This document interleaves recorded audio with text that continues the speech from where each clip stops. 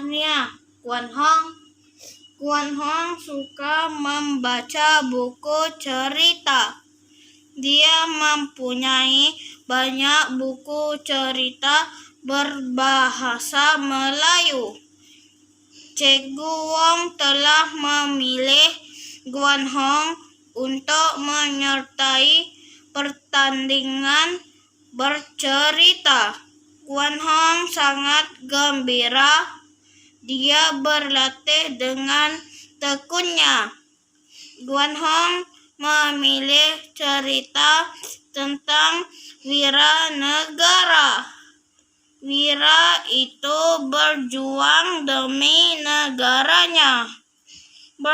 Persembahan Guan Hong hebat.